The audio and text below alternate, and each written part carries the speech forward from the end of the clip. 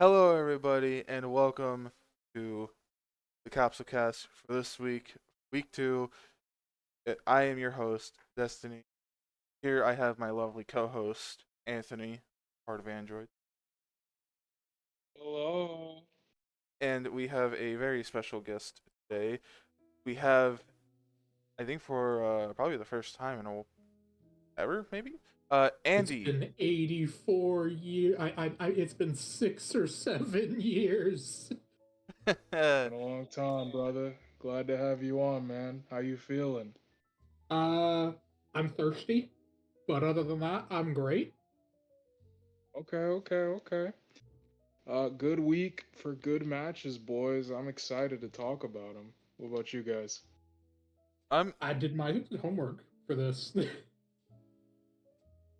Nice, he brought nice. his notes. I'm excited to talk about matches that I at least remember because had a bunch to do recently, so it's hard to catch up sometime. I feel that I work 10-hour No shifts worries. basically every single day. All right, Uh, Destiny. I think I'm gonna kick us off with match number one right now. all We're right. gonna we're gonna transition into the Cold Kingdom versus Royals. And oh, look at that. We have a new Cold Kingdom supporter here to give us the 4-1-1 on the match. I don't want to butcher it. I know he's been looking at it day in and day out. This not so great memory where Royals did beat up on Cold Kingdom. Andy, why don't you take it away? Tell us some things from the perspective of a supporter of this team. I mean, Royals always whoops my butt. Like that's just the status quo as far as I'm concerned. I've been on 3 different teams; they always kick my butt. But Dang. yeah, it was the Deborah show at the start, and that just kind of Deborah just absolutely whomped on Frieza. Frieza got incredibly unlucky with the supers. Like Deborah would How perfectly so? dodge them at close range and counter with Mm, Mystic Breaths or fire off an Evil Impulse, which just eats death beams. Eventually, he okay. transformed though, and he hit a couple B2s and then tagged out because that's Frieza does 2 things: transform and tag, and if that's usually how he gets across the finish line. If he did do either of those 2 things, he'd be a 30k character. I was watching the match, yeah, man, and I seen him, first form kind of got rocked by Deborah. And then second form, like you said, he hit a couple B2s, he did his thing, but unfortunately, man, this guy Deborah, well, they're running him on key 2, right? I'm pretty sure. Yeah, it's perfect build for him. Like he Yeah, and is. I mean, his damage on Evil Impulse is kind of low, but that doesn't really matter when he throws out 17,000 of them. And then he's got his Bloody Stream, disgusting B2 name, by the way. Yeah, I know and it's a then reference to JoJo, but like you guys should have it had some works. forethought on that one. No, I mean Uh, it works. Besides that, there's also the fact that maybe I'm messed up. giving him Maybe I'm messed up. I don't know. besides that, giving him tons of key is really good for his rush blast because he has really strong rush blast. He does, and he was mixing you up with the after him strike for sure. Mm-hmm. But you Dodged it all took him because of down. that. Yeah, You took him down with Zarbon. Zarbon got rocked. I want to Did that? say I want to say Zarbon tagged. It's been a I minute. I thought he No, grabbed him into the combo. Zarbon was the only person who didn't tag. No, Mecha Frieza came in, and then Zarbon came in. That's what happened, I think. Gotcha. Okay. Yeah, Okay. Mecha Frieza came in, tried to hit an ult, missed. Really didn't get much of a chance to do anything. Got down to 2 bars and then tagged out, and then Zarbon finally finished off Deborah. And then in came in, if I recall correctly, next was King Cold, and then King Cold just destroyed Zarbon with frame And with the locks. ult, Mecha Frieza turned on you for a second there. That was rough. Two Yeah, traitors in the Cold Army, King Cold and Mecha now. yeah, Got to King do some Cold, in-house like cleaning. I absolutely love King Cold. I wish we had kept him this season, but like the will of the people and all that. But I can't even Sure, really sure. be mad about Zarbon. Like he did 27k, and when you step aside and consider the fact that he took about 30,000 damage, he literally couldn't avoid because I broke it down. He took a death beam where he was stuck in a grab animation. He took a death beam that was perfectly timed to the key blast, and then he took an ult when he was in the middle of a B1. That was 2 supers and an ult worth of damage he couldn't avoid. Sounds like King Cold had the controller plugged in on that one. Yeah, And I remember, when the AI rubs their two brain cells together, it feels like that happens all the time in my matchups. Like he gets knocked back, and then someone goes for a false courage, and his brain turns on for a split second. You realize if I ult him here, he's just gonna die. I hate everything. and I remember, Devilman took out King Cold, but then Meta came in, Meta Cooler, I should say. King Cold lived till tagged. Oh, yeah, he tagged. Oh, King okay. Cole managed to tag. Devilman hit an ult on him, and then he tagged out, and then Gotcha. I knew his Metacooler, ult. as far as I can recall, was mainly dealt with by Mecha Frieza. So Metacooler comes in and starts beating up on Devilman. Devilman I thought tags out and Devilman comes in. took out Meta. No, Devilman tagged out on 2 bars because he got rocked. Mecha Frieza And then took Frieza- out Metacooler with and Supernova. Yeah, Mecha Frieza hit 2 ults on Metacooler. And then Nice. Devilman came in, did really well And versus just- Majin Vegeta. Yeah. And his ult would have killed King Cold if it was not for the fact that it counted as being on. Which sucks, but when you watch the match back, you realize that it actually didn't matter because I still would have lost. Because King Cold tagging didn't matter. But I will say, Wait, he did really well considering the fact. Yeah, no, he did. honorable effort from Devilman there. Yeah, Devilman popped off, and like, it was a happy little accident, Devilman coming in, because the plan was King Vegeta, and it's not that we were even dissatisfied with King Vegeta. I know he didn't do very well last week, because I believe he was in last week. Like, we just have an expectation of him because nothing we tried worked on him, and we couldn't put him on the build that he did well on Royals. So our expectation was for him just not to drag the team down, and he certainly did that. But then X-Man had the idea of, if we bring him in against Royals when they're not expecting it, we can catch him off guard with Devil Might Beam potentially. And I just said, yeah, we ball. Let's do it. It also pretty good considering next week. Later. But yeah, he hit an ult. It didn't really matter. But it doesn't really matter when Demon Fort Crush does 10,000 and Fork Attack does 7,000. I mean, even on the ground, it still did 17k, so it's not like it didn't do anything. It did 15k, and that's not counting the melee damage before, because that comboed in. There was a melee combo before the ult, so it was probably around 12,000. Yeah, it's still some damage. It's still not as much as worth of damage on the ground. Yeah. Can't really be sad about that. Okay, so Andy, as a Cold supporter, I know it's tough to deal with the loss, but since this is your team and all, I'm going to spend a little time here and just ask, what's the vibe in the Cold Room chat, which is on Discord, which if you're new, you can join Discord and join a team and get to your input and builds and everything and just hang out with the other members. But, give us a sneak peek inside the Cold chat. What's the general vibe there? It's vibes. Like, I'll be honest, like, the best laid plans are completely thrown away in favor of last minute split decisions that just sound funny. I'll be honest, a lot of the time it feels like we have a stringent plan in place, and then we just go with the bit. Like, that's basically what this entire season is. Frieza's on first form for the bit, and it's working. Because I came in and I was like, yeah, we're gonna put Cooler in first form on defense and Frieza in final form on super because I'm boring and I want to win.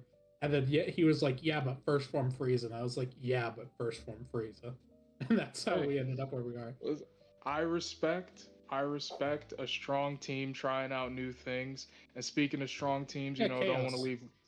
Yeah, and I don't want to leave Royals out in the dark. I did like the King Vegeta loan that they did, and I do enjoy their builds, and I want them to know that we care about them, even if you're in my division, and I hope you lose every game. Here at Capsule Cast, we enjoy every team that plays. So, do you have any words on this match, Destiny? I take the moral high ground because I want you to win because we're never die buddies. True. Yeah, that's an alliance for the Discord. I love that me, Anthony, and the people at the Androids Cold, we both collectively agreed to just choose absolute chaos and choose the 2 forms that everyone was afraid of actually getting used at some point in the league. Have fun with 3 5k healing transformations and semi-perfect cell, guys. This season's Hey, gonna be good luck. madness. Funny enough, Hey, next week. Rugrats with Go Tanks, and then GT with Imperfect Cell, yeah. It's the Never Die Quartet. It was a trio, and then Imperfect Cell got shown off in the FA pool, so now Zal's a part of the group. So it's me, Aunt Zal, and Toshiro. It's the Never Die Nice. Quartet. You have 7 health bars. You have Drain's health. You have 3 healing transformations, and you have Drain's health again, but worse. it's just Rugrats still has access. Still. Yep, they're the only ones with Leo. Before we move on, Destiny, did you have any thoughts on this one? Any further comments, or do you want to just get right into the next sensational match? I will say I was again rather impressed with Devilman. Normally he's not very high up on the FA bidding with Zenny and that, but this honestly goes to show that even without him really hitting ult, as long as he's hitting P2s and doing damage, Jesus Christ, he hurts. Yeah, he's a strong counter pick just because of the ult. But if I'm being honest, like if you're looking for a low tier, you can't do much worse than Devilman. I mean, there's Grandpa Gohan because he's busted, but Devilman's a solid second choice. Solid for sure. He's deceptively strong. Especially if you do invest super in it. Mm-hmm. Or just invest in Key. Like his fork rush did 10,000. He had a super minus. Mm-hmm. That was with a super minus. Now, granted, he had focus shot and indignation, but wow, he hurt. That is the beauty of this league. A lot of characters are viable at this point. Yeah. Destiny. There's really a viability floor, and most people meet that floor. For sure. Well, I was actually going to say a bit more things. Both being fine in one comment. I find it pretty funny how Metacool and King Cold had to face their old team, and King Cold was like, "No, I'm dragging Mecha Frieza away from it for a minute and just slapping Zarbon with him." Mm-hmm. Anyway, yeah, I'm ready to move on. Things happen. I'm ready to move on. I can't wait to use Kingy next season. Yeah, for sure. Hey, next season, check it out. All right, Destiny. Let's go to match number 2. I'm not gonna lie. Let me start. Match number 2, hybrids versus Sentai versus hybrids, however you want to phrase that. This match has a lot of storylines going into it, okay? You got the Saiyaman and I'm involved in it. Right? You got the Saiyaman versus Ult Gohan thing. A lot of these characters kind of flip-flop back and forth.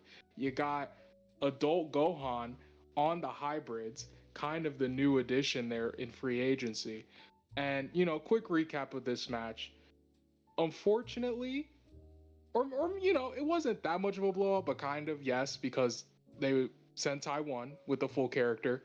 And everybody on hybrids, unfortunately, except for Mr. Adult Gohan, really was subpar. I mean, Future did 30k. He was okay, but not to the Future you'd expect. Sword and Saiyaman both did sub 20k. That's not what you want to see out of them. But Adult Gohan, man, free agent, hit 7 out of 7 B2s, did 73,000 damage. Now, that's a shining light if I'm Like hybrids. 7 out of 7, 70k. Is that correct? That's Madon right there. That's literally just Madon and nothing else. Yeah, that's 10. Hey, and you know what? That move is so disgusting. He's on a super minus 2. Yeah. And he almost won. That move is not okay. He almost won with it. He did. Oh well, I wouldn't go that far. I mean, Zangia had a whole. The shadow buff on Adult Gohan and his explosive Madon actually accidentally becoming 9,000 damage. Base is scary. Yeah, he's very, very. Listen, Adult in all forms, honestly, is very good. I would say, if I'm Sentai, great match. I mean, it was just ultimate and Jiren the show, basically. They just handled everything. That was the hope. Saiyawoman, not as impressive this week. Kind of ruined Zangia's stats a little bit because Zangia had to come in and literally do like half a bar. Kind of ruined her stats.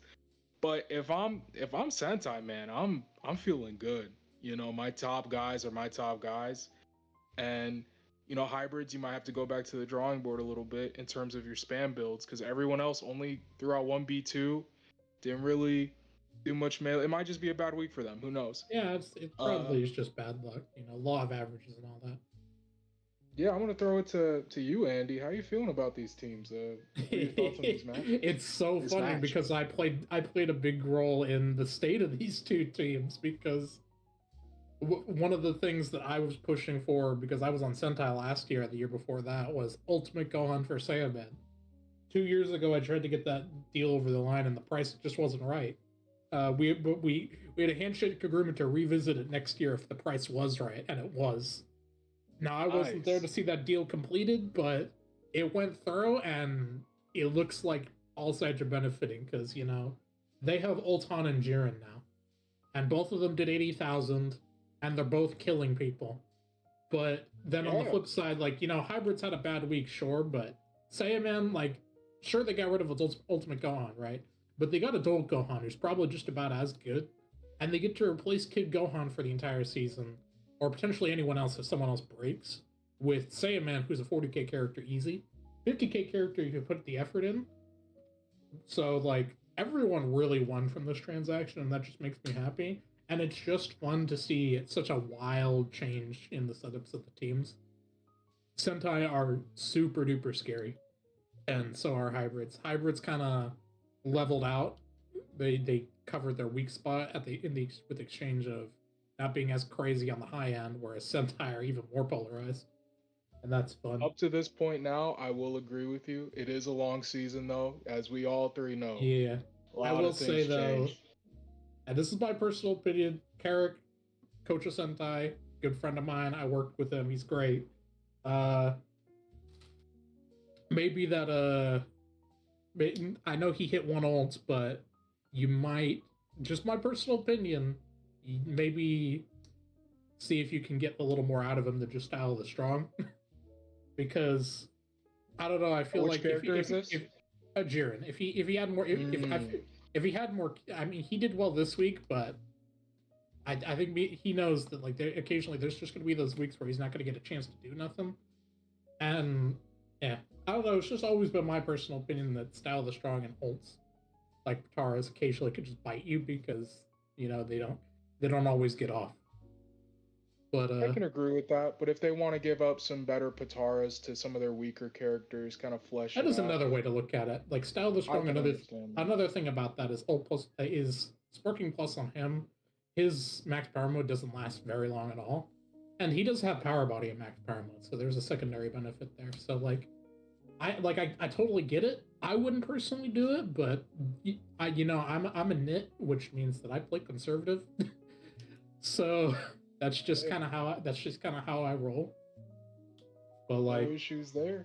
Yeah, I will say that a pivot over to builds with hybrids, I absolutely love that Adult Gohan build. Keep plus 2 on Adult Gohan.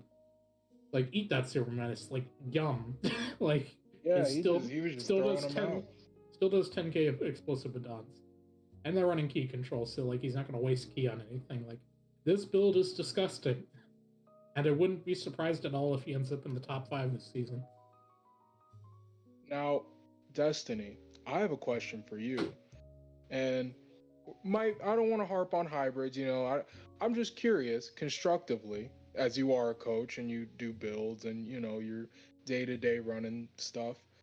If you're hybrids, and obviously it's kind of easier said than done because we don't know their Patara makeup, how would you fix a guy like Sword Trunks, man? I feel like, and maybe I'm wrong, but there's some untapped potential there, and 17k just ain't cutting it, man. I'm going to be honest.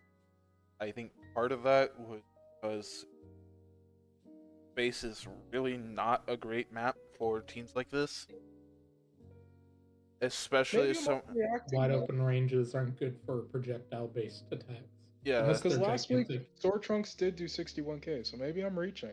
I don't know. I think this was a big, just maybe map difference because like Future, I think I remember Future. I think he did fine. Of course, Adult did really good, and Say Man kind of got the bed a little bit.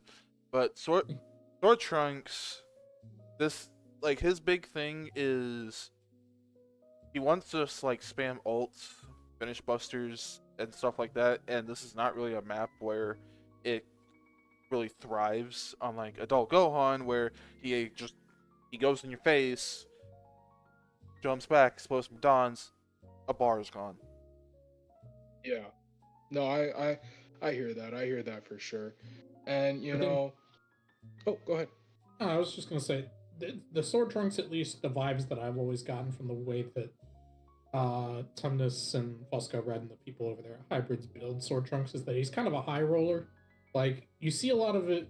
I talk about a lot about the weighing of consistency and what's the word I'm looking for? Volatility. Sword Trunks is his build set is very volatile in that he's not he's focused on damage with supers, but he doesn't have a lot to give him key for those supers or ways to generate blast stocks. But I mean, at the same time, he does have latent energy. He does have Dende's healing, so like he has the staying power to generate blast stocks and to take a little bit. And then he has Sirius, so like it really seems like this is a build that is made by the AI less the build itself. They kind of just rely on Sword Trunks doing stuff because like that build is all over the place, and I don't think that's a bad thing at all because you have some characters just have AIs like that where you can just rely on them to like even if like trying to build them to fight a specific way just doesn't work because they tend to do just a little bit of everything. So why not just let them do a little bit of everything? I feel like Sword Trunks is kind of that guy for them. They just give him a little bit of survivability, give him a little bit of damage across the board, throw a Savior on there because his ult rocks, and Yajirobe AI and tag 3 times, and inshallah. I mean, Hey, I like that breakdown for sure. And I say us three at Capsule Cast, we wish the best for hybrids in your future endeavors, and obviously for Sentai. we talking love about them like seeing they you- got fired. Yeah, no, this is only the second week. They're 1-1. Hey, it was a rough beating, okay? They got almost a whole character dipped, okay? It's a They'll rough be beating. fine. They're hybrids, bro. And also, we true. still But let basically me- saw the 4 people on Sentai because of Adult Gohan. Mhm. True, the adult's very good. And Their that's characters are okay, good so let too. me It then was just shout just a out bad week. Sentai. Yeah. We love you, Tough week. and we're glad that you're thriving because you Yeah. deserve it. You deserve the success that you're having right now, and you're Yeah, doing it your absolutely. way with Zangia, Say a Woman, and Videl. Even though I disagree with What? 2 of those characters. I kept my mouth shut. Why you gotta say it like that? It says he always does Nah. this. I'm a notorious Videl hater, but I respect the Hey, I'd take vibes that they're Videl over putting out. Sailwoman personally. Spent the Hey. entire offseason trying to get that character to work, and then he works immediately. The second I leave, she starts working. I see how it is. My main thing about the whole Sentai vs. Hybrids week is this is basically Ultimate Gohan back on what Ultimate Gohan really worked well on. My main thing with it is Birder last week did decently fine to like And he was really out. really well, and he's on EL. And guess what? Ultimate Gohan's running this week because Birder's not in EL. So someone's changing on Sentai. Ooh, yeah, that's a good point. I Interesting. mean, like, let's take a I like look that, here. Destiny. I think But we can get into that in predictions Yeah, we can if get you into want. that and predict. Because that might be a Because bigger we- conversation. Yeah. We should it's move a on. compelling. It's a compelling Our- thing to bring up. We should. All move right, on now. Death. Yeah, for sure. I'm Let's sure go on hybrids will match bounce 3. back. They'll have Team Gohan next week. Oh, yeah. That'll be good. Hybrids will be okay. All right, you ready? Oh, I've already moved on. Oh, all right. Hey, match 3. We got GT versus Buu Saga. Quick little recap. GT being I wouldn't say my second favorite team, but they share a lot of similarities with Android, so a little soft spot in my heart. He has a soft spot in the for beginning of Jiro. this- Like, that's the translation, guys. He has a soft spot for Jiro. That's why he likes GT. Hey, I Continue. like Baby. And in Perfect Okay. Cell. He also technically an android. Fair enough. And in actually. Perfect Yeah. Cell, just the form he's not And- using for Cell. Why and is Little their team Cell. 4 out of 6 androids? How did this happen? And we traded Super 17 to them. They have Baby, Super 17, and Perfect Cell Draw. 4 out of 6 of their characters fit on androids. No wonder Yeah, you love them so much. So, the beginning of this match, it was very close between Kid Buu and Baby. Kid Buu unfortunately took that. After that, it was pretty back and forth. Majin Buu didn't do a lot. Super 17 got his stuff off against him, so good for him. After that, though, it was a lot of Evil Buu, a lot of, I wouldn't say a lot of tags, but a tag into Spopovich, which Spopovich didn't really do anything, sub 20k. The big thing he did do was, after he was done getting destroyed by Super Saiyan 4 Vegeta, he tags back into Evil Buu, who then just Ults. he does 76k worth of damage, Mm-hmm. wins them the match. 4 out of 5 B2s hit. He ults. He does everything. He wins a clash too, just for the heck of it. I do want to. It is. Yeah. It's not like Spopovich did nothing. When he could actually hit, he does hurt. On full melee, he actually just does really well in damage for melee damage. It's just Vegeta had his number in terms of being able to combo him faster, hit harder, and also he proceeded to do not very much. And also, And he fun has key fact. control, so. And also, fun fact: we know how both Majin Buu in this game are basically almost the exact same character. We saw both Angry They're on Explosion. nearly identical builds too. We saw. Wait, what? We saw Angry Explosion and Evil Boo's Ultimate. What For is sure. this? Also, I'm... just one more thing. Yeah, go ahead. I don't give a fuck whatever they're smoking. I am loving the Super 17. I mean, that's alright. Like, I think the only thing that I just scratched my head at is Dragon Ball. Like, I tried making that guitar work, and it just never did what I wanted it to. I absolutely love Master Pro 17. It does a ton of damage. They like his pump up build type things. Dragon Spirit is right there, but hey, I'm not gonna critique something that does what do you do this? Same, yeah, that's what I'm saying. Yeah, that's what I'm saying. You do you, Boo. You do you. Yeah, like right. He's consistently doing like his 40 to 50. Yeah, no, I love it. Other than that, but like, am I really gonna say a build is bad because I don't like 2 points on it? Like, no, I'm a master throw. He does tons of damage. He's great. I will say though, I just want to call this out because I'm looking over the builds. Evil Boo and Majin Buu, not only are their kits almost nearly identical besides the melee, they have nearly identical builds. Yep. I'm looking at Ki +2, Super +1. I'm looking at Ki +2, Super -1. Focus Shot on both, Indignation on both, Fighting Spirit on both, Savior on both. Like, what? Just I would argue one has the only Zendays, one difference doesn't. between them. Like, I know the key is kind of weird because like launcher support is but isn't a Ki +2, but like Evil Boo does more damage because instead of having more sustain, because Evil Boo's the better character, so he doesn't need it as much. Whereas Majin Buu is prone to getting blown out, so they gave him sustain. Like They also both have different AIs. Goku AI for Majin Buu, Yaj for Evil. Imagine if they both had Yajirobe, I'd be laughing. I love that their builds are nearly identical, and it works. Well, I would argue, though, if I'm GT, I hang my head up high on this week because most of my characters are 40k, and really the reason you lost was just Evil Buu kind of just ulted, and you just kind of got unlucky for a little while there. I don't know if the stats are in for them, but yes, they're for both teams. I'm pretty sure the only one that let them down was Imperfect Cell, right? No, Imperfect Cell did 37k. They all did around 40k. Yeah, literally, it's just Buu Saga. 2 of their characters did 19k and 26k. Oh wow, Kid Buu did 46, and Evil Buu just did 76. By the way, like literally all of Majin Buu damage was a fucking ult. Mm-hmm. So yeah, so I do want to make a suggestion on Imperfect. I know you did 37K, but like, just a personal recommendation for what I've seen of him. I don't know what you're doing or what you have available because I don't recall. I believe Sim's on Super Plus too, so this should work. I know you got like quick charge on Imperfect Cell. I'm just saying, give that man tons of key. I like quick charge. I think it's cute Yeah. on him. I think He's it's one of the few characters that can like use it's it. double quick charge. Yeah, I'd give him tons of key. I don't know if they tested that. Like he has one of the I worst don't know charge either. rates in the game.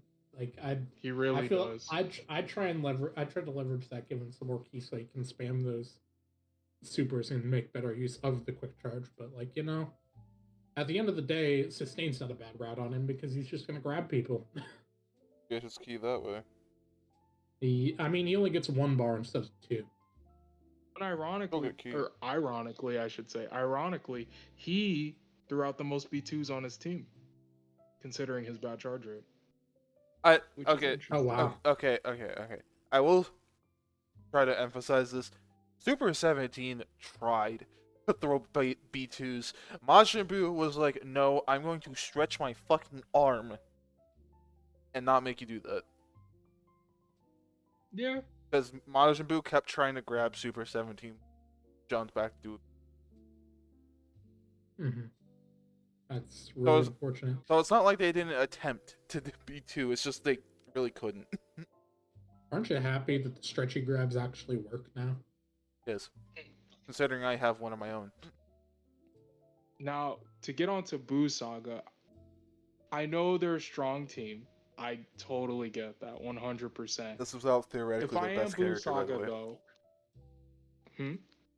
Remember, this week based without theoretically their best character. Yeah, Theoretically, yes. If I am Buu Saga, though, it is only week 2, but I would get a little concerned about Majin Buu. It is 2 weeks in a row. He hasn't really done that much. It's kind of been a supporting role for him. Spope, you can excuse it. You know, he's facing a guy who literally does what he does, but better, so you kind of get no diff there.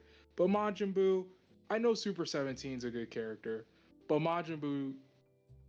Goku AI on a spammer is a game. By the way, it's a little weird. I just want to note, not even just that, remember, Majin Buu in the first week fought Super Saiyan 3 Goku, and Super Saiyan 3 Goku can punch through Majin Buu's power body, which is part of his niche. And Majin Buu versus this team, basically, if Baby Vegeta transforms either to his second last transformation or last transformation, basically hits through power body, and the only one who doesn't on GT, Perfect Cell. Majin Buu had to go against Super 17, who auto breaks it, so probably not the best. We'll get into. He doesn't have it all the time.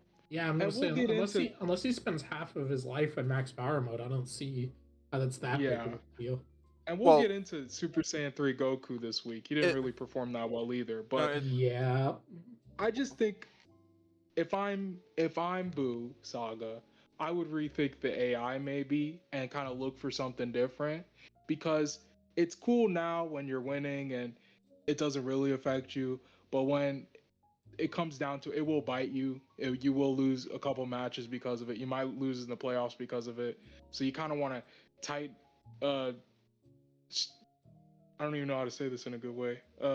Fortify your weakest link in the best ways you can. Oh, I know that feeling. I think he's implying defense. Like, I don't know about that one, Chief. They've done that before. Man. Whatever gets it to go, but I was thinking mostly just Goku AI may not be the one for him and how you want him to operate. Because from my experience, Goku AI is like a B1 AI. And Darkguard's a smart cookie. He's probably got like 14 backup AIs from. Yeah, maybe. Yeah, probably. Yeah, because I'm pretty sure Majin Buu's primarily testing off season. Yeah, Darkguard's got a plan. He's a kindred spirit. He likes to be prepared, just like I do. And the difference is that he doesn't throw away his best laid plans for the bit. The only reason why I even brought up the Super Saiyan 3 Super 17 is because both times Majin Buu can't do what Majin Buu does best, which is sit there with power body and have something happen. Yeah, I'm hearing you for sure. I would change something before it got out of hand, me personally, but that's just my opinion. And I wish the best of luck to GT and congrats to Buu Saga for winning. Don't hold your head down, GT. This was a good week, even though you lose. There's a lot of progress being made here. It's only week 2. Mm-hmm. Are we ready to move on to a match? 4. Goodness, I'm Yes, losing track already, absolutely. guys. Yep. Okay, match All 4. right. Now I'm gonna be honest. This- Gonna be honest here. Here Okay, we I'm go. not a little fibber. Grandpa This is the Gohan match through the match. I watched the. This is the match I watched the least. Grandpa Gohan through the But match. this is, before we get into it, Namek versus Muscle. And a little quick recap. From what I remember and from what I can tell, Nuova Shenron and Mr. Piccolo, which one?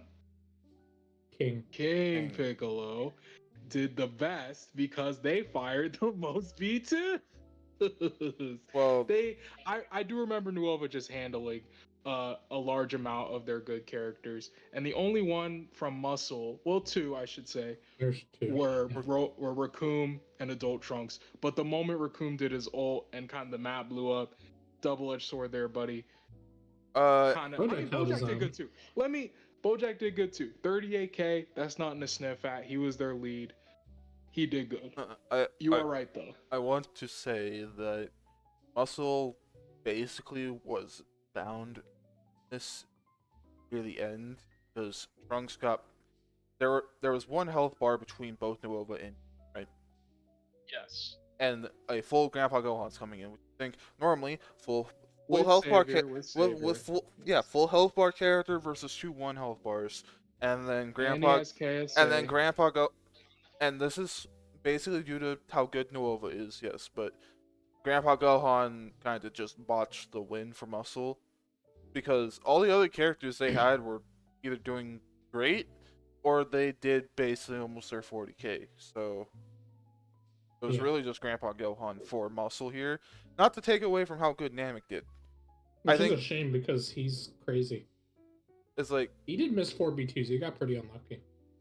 I think part of it was just I think part of it was because Raccoon up the map, so Ruined Earth is a bit harder to get things on. But I mean, not to take away from how good Namek did. Like King Piccolo did really good. Dova did really good. I think Tambourine Tambourine did hold his own. The main weak point of this match for Namek was Nail, but I have for Nail. I forget who Nail was against. I think it was Raccoon, or it could have been Trunks. Yes. Oh, of course he got whooped on my Go. Our Goat actually, he was good for you in TOP too. Mm-hmm. That was my main guy. I gotta say it before I talk about Raccoon. I'm friends with the Namek coach. Please, KSA now. Just my opinion. It's not it, bro. It's not it. I like KSA Nail on paper. I really do. And I get it. It's week 2. Okay? Let him cook. Last week, let him cook. He just fought a superior opponent. It's hard to get your stuff off when you're facing the plant god, okay? It's hard. Spam build should destroy a melee, and he just didn't. Not if they're grabbing you, as we know in all fighting games. Grabs beat defense. Raccoon was pretty aggressive. That's Raccoon for you. Yeah, no.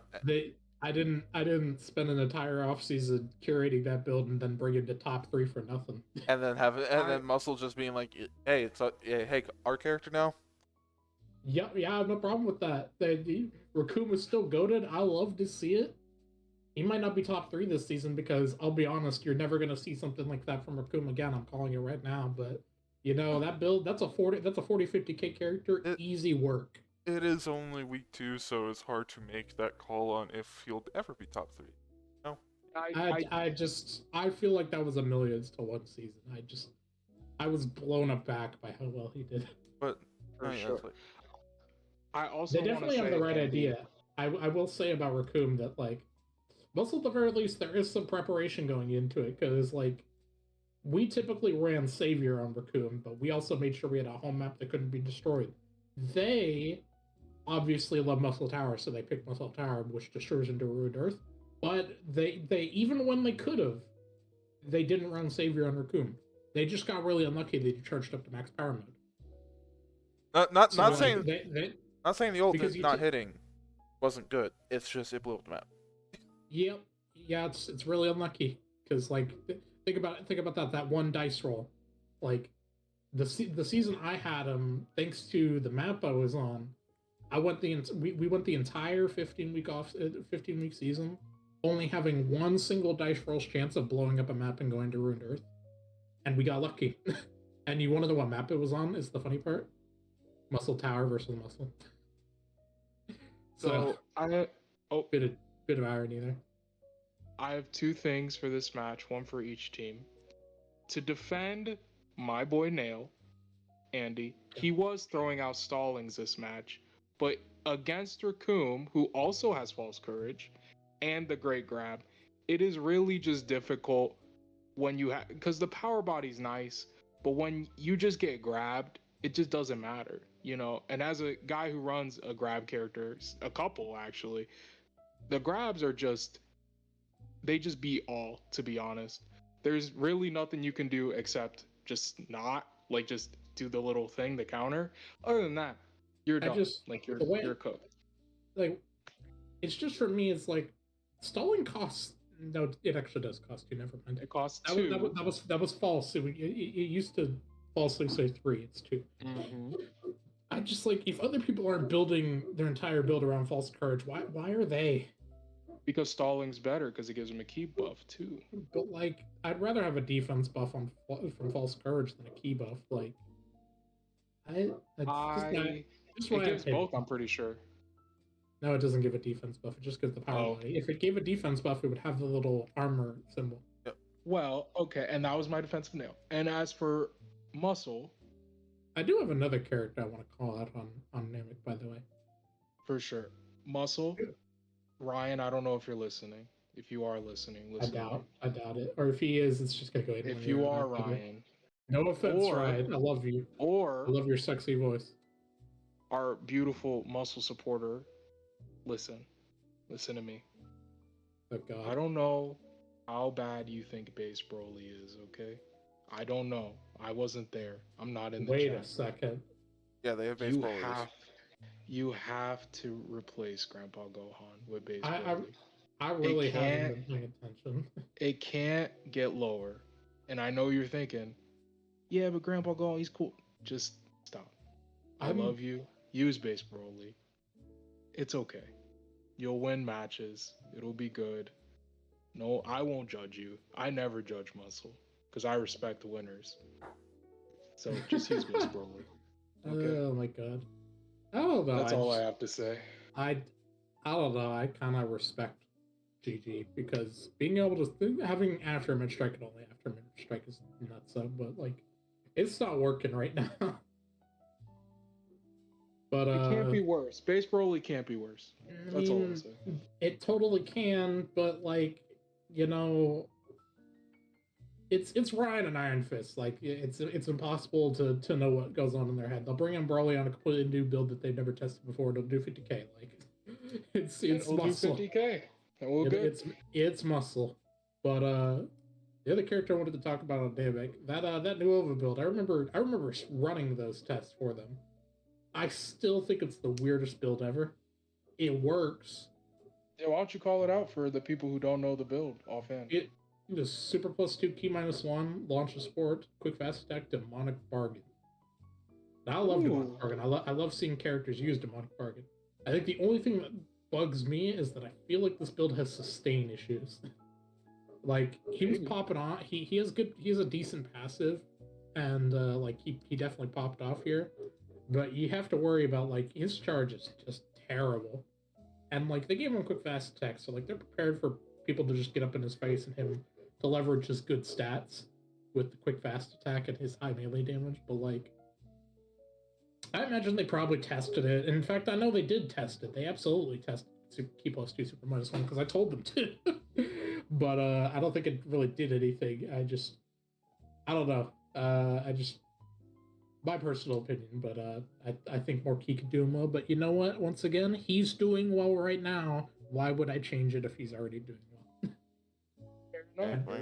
I do worry that the lack of Key will eventually bite him. But as long as he puts out more often than he doesn't, and when he's putting out way more than he's not putting out. When he's not putting out, then you know what? It doesn't really matter. All right. Do we have any more comments on the match Namek versus Muscle, or are we ready to move on to match number 5? Oof. Yeah. It's getting there, boys. it's getting there, man. I'm fine. Right. Fine, I'm ready. Yep. All right, let's go, Des. We have the Tiny Terrors, the Rugrats. Wait, what? This ain't JFL. Hey, that was a secret. That was a secret nod. If you knew, you knew. And we have the Earth's mightiest Avengers, Earth Defenders. Okay. It's the Z Fighters, but whatever. Vegeta's not a Z fighter. He is, but you know, you're a lot. I respect your right to be wrong. He's a renegade. I respect your right to be wrong. He's a renegade with that build, but we'll talk about that later. And quick recap. It started off Cell Jr. versus Krillin. I know my agenda. If you know me, I'm Cell Jr. hater. He didn't do bad. He did not do bad against Krillin. It actually, in the match, the eye test made it seem closer than 35k flat. That's a crazy number. But Krillin Krillin things, guys. Krillin ended up slapping the shit out of him. I'm also a Krillin hater as well. Krillin things like. And Krillin did 50k. He spammed the square button and did 50k. That sounds like Krillin. The issue with this match for Rugrats, and I'm in the recap. Kid Trunks not fusing. Unlucky. But also, and this is notorious. This has been true for multiple seasons. Hercule with his B2s and Present Bomb, it eats up Gotenks. It destroys him. Like the amount of health he had, it's just not sustainable for him. So he just violated Kid Trunks. He went through 3 bars immediately, and he took only 10k. Kid Trunks fuses. Gotenks isn't as effective anymore. Kid Trunks does not. Oh, he didn't even fuse. He died. He didn't even fuse. Oh my goodness, it's even worse. He just died. And then Goten comes in. He does Oob comes in and he does 40k. Good job for Oob. I'm proud of you. Good pickup. And then it's just Goten and Kid Trunks just didn't really pull their weight. And Oob was the only standout. And they got unlucky because Oob was going to do Super Explosive Wave. Herc punches it. It was just a Herc show, really. Krillin did 50k, but it was the Herc show, let's be honest. And this is why... Keep it a buck though. That fusion setup, gas. I like the setup's build. Gas. It's just a shame it didn't work out because, like, I know Super Plus 2 Key minus 1 has been something they've been running on Goten basically all off season. So, like, finding a fusion setup that lets him basically keep the exact same build. W. Kid Trunks getting to run Key plus 2, which is basically what he's been running all season. W. It's just a shame they didn't get to fuse. But even then, it might not have mattered with how crazy Hercule was going. This is why, and I think you were on my side with this, Andy, when the loans were happening, this was a scary loan, man, because you're replacing Yamcha, who did have his best season, for Hercule, who had his worst. And I get it, maybe you're frustrated building Hercule, but when you're selling low on a character with such a high ceiling, you get kind of squads like this. You get Earth Defenders with Hercule, and it's like, man, now TN is bad again for some reason. I'll put it like this, and I'll leave it at this. If I was the one approving the loan, the price is like 8 cents. Like, listen, Hercule's that scary. I'm gonna leave it at that. That's just my opinion. I'm not. And Hercule's a guy with a low floor an abysmal floor. So if he's bad, he's real He's the bad. most polarized character in the entire game. But when he's good, man, he's better than guys like Jiren at his best. He's rough to deal with because it's just, you should know if you've watched the match. If you watch this league long enough, you know what Hercule does. It's so silly. Sleepy, disappointed character, Tien. That's 2 weeks in a row, buddy. You haven't done good. I know you didn't do good last week. It's a shame too because I love that build. Well, I think they did the key build last week, and they did the defense build this week. Yep. Yeah. Like I love that defense build. Yeah. Listen, maybe it's just, early You call season. that the King Vegeta. Maybe it's just early season jitters, he's not into his flow yet. But I just feel would like kind of say, right? Mhm. My general vibe is like the first 5 weeks, it's kind of really easy to write off any bad performance because you don't really know the levels. You don't know what level you're competing against. Like the bar is hard to judge. Like That's character true. character loses. It's hard to say. Well, do they lose to a good character or do they lose to a bad character? Because like by week 5, you have enough data to get a general idea of who's doing well, who's doing bad, and then you can really judge on if a character does bad against a bad character, you know it's bad. But if they do bad against a good character, it's like, well, how much of that is just that character's crap? Understandable. So Mhm. maybe I'm being a little harsh on my critiques. I try at least in the first 5 weeks to not be too reactive because it's hard to tell how bad something actually is when like the other variable on the other side is hard to judge its level. You know what I mean? Fair enough. And I also want to highlight Mid Vegeta. I think this week he had a better performance than he did last week. Last week he kind of I wasn't there for the cast, but he definitely got rocked by my guys. And this week he redeemed himself against his rival's son, which is funny considering like just the image of Vegeta beating the tar out of Goten. That's pretty funny. No, sorry, Tosh. He did what Majin Vegeta did, but with a lot more punches. I will And say with that, a sick costume. yeah. He's a bad man. But Rikishi for real. yeah, I can say this in a public forum. I've already said it to Macho personally. Like it's my personal opinion. I don't know.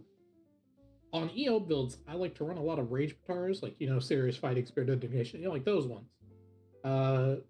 Mid Vegeta got a lot of stats, but like he doesn't have a lot of low health warrior stats, which is kind of something that synergizes well with EL, at least in my opinion. But I mean, as of right now, it doesn't look like they really have any free because Migoku has the other serious, from what I was told. But I mean, like Tien's not doing great. Something changes. That launches spark could become a fight experience indignation on Tien.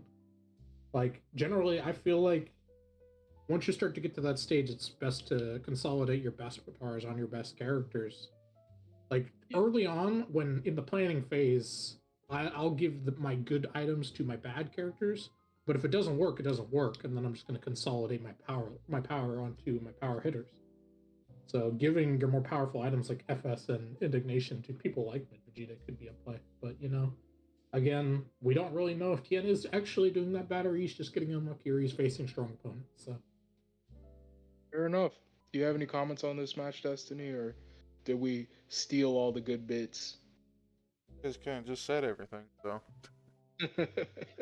I know Destiny's not excited to get to match 6, but unfortunately, we're gonna have to take it there. What do you mean I won? All right, you ready?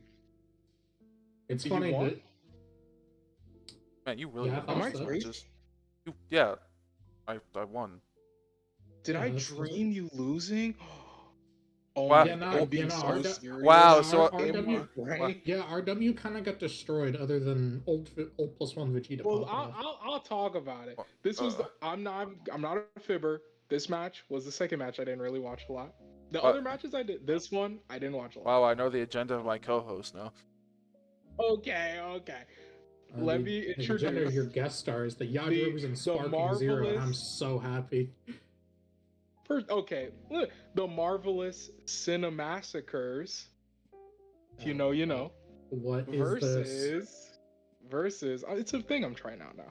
versus the the undead, the Shaun of the Dead, Undying the the undying. chosen ones, the resurrected warriors. Okay, now I I don't could give a like quick this. recap Yes, I and don't like miss some this. things, but I'm gonna let Destiny revel in the winner aura. Okay, Destiny, why don't you break this one down as coach of the Cinemassacres? That was the most cringe thing I ever heard. Just to Agreed. give my opinion. Absolutely plus one. Well, I'm gonna keep doing it, so you can stay mad about it. You can keep going. Anyway, Coach of the Cinemassacres. This does. anyway, so to start, we have Maju versus Yajirobe. Or not I can't speak. God wasn't a lead. You can't even tell your own team, dude. Bro, You're calling me cringe. Bro, and you want to know what's Maju versus Garlic Jr. Thank you. You want to know what's worse? I literally have the builds pulled up on my phone right now. So Same It's here. insane. But not on my phone. I have it on my computer screen. what? So yeah, what was it? Garlic actually goes pretty even with Maju for like a little bit. Maju gets a lead, and Garlic Jr. pulls out his ultimate to get to basically make it even versus Maju, and then I guess getting hit by the ult jabbed a few brain cells loose from Maju because Garlic Jr. won with in the yellow bar. Wait a minute. Yeah. Can I take a second? What? They're all the exact same builds. That's Oh, hysterical. Wait. Yeah, attack +2, defense -1, series quick fast tech dendies launches. Both your characters had the same builds. This is one of the limiter. Yeah, you have a limiter and you have different AIs, but Yeah. that's funny as hell. That's actually pretty funny. So yeah. So and then what was it? Roshi comes in, Garlic I think tags immediately to Janemba. Janemba actually did like 20,000 in base form, which is funny because he did not really do that well versus Roshi. Roshi did incredibly well, and then the worst thing of the match happens. Oh well, okay, like the worst thing almost got surpassed by the second worst. But anyway, Jane tagged with like almost no health left, literally a pixel. Roshi jumped back to do a rush. Jane tagged immediately to Vegito, and Vegito could not block because there was literally no time to block. So Vegito took almost a free 10k health from Roshi's from I think his rush B2 and his max power form. Yeah. And then Vegito he didn't do super great, to be honest. He did hit a max power mode Big Bang versus Roshi. Tried to do some more B2s, but in the middle of launching his Scatterfinger, Roshi dodged and did the original Kamehameha right after he dodged, and Vegito just couldn't do anything because he was still in the animation of Scatterfinger Beam, right? Yes. So it took another free 10k there, and then Roshi tagged the Yajirobe. Vegito actually decided, I'm going to do 1B2 and then go into melee because I break through power body, so I don't give a shit. And he did considerably well. He did 2 bars to Yajirobe for doing straight melee on a B2 character, right? Yes. And then Yajirobe just kind of then out meleeed him, doing. But it doesn't matter because he's in Sparking Zero. Oh my god. And What did you expect, bro? Do you see my profile picture? Yes, but you said it. You said it once already. already. We're gonna talk about this one, Andy. Don't worry, I got you. Yeah. Anyway, so after Vegito died, Jane comes in and does the worst thing for Yajirobe imaginable. He reforms into a giant. I cried, bro. I was happy. Tears fell. Single manly tear. I was happy because Yajirobe was like, I'm not going to do Kablam Slice here. I'm going to run up and melee this motherfucker. And Jane's like, nope, grab, I'm a toss you, I'm a somersault, and I'm kick you away. By the way, he has Master Throw on a defense +3, or not defense, defense +2, so like no attack whatsoever. Basically did 5k per grab. Yeah, that's monkey throws for you. And his is one of the rare ones that's not dependent upon ground damage, so like he gets the full double. He actually has a, which is funny because in his super form, which is base form that we use, he has tail grab, and then for if we're giant, he has a somersault. But then I feel like they got that backwards. Nope. Obviously they did. Like he does that exact attack in the movie, but like, yep. It's still funny. And then you wouldn't think of a big giant character doing a backflip. Yep. And then Vegeta comes in. Actually no, Roshi comes in, kills Janemba with a Kamehameha because Jane doesn't have any other defense other than his defense 2, so did a full bar to him. Vegeta Garlic comes in, kills Roshi, then Vegeta comes in. And I'm just going to emphasize this with the word he went ow. burr. He went burr. He did 2 ults, one versus Garlic, one versus Gogeta. He did almost 22,000 to Garlic Jr. I know Garlic Jr. has a defense minus because attack +2. But still, 22,000. Garlic didn't lose any health to Roshi. Just to make it clear. He didn't lose almost any health to Roshi. He just came in, said, I'm going to ult, and there we go. And then it was basically almost even with Gogeta and Vegeta. Holy fuck, I'm saying Gita a lot. That is the burden you bear. Yeah. So, and Vegeta did an ult again versus Gogeta for 19,000 on a defense +3 character.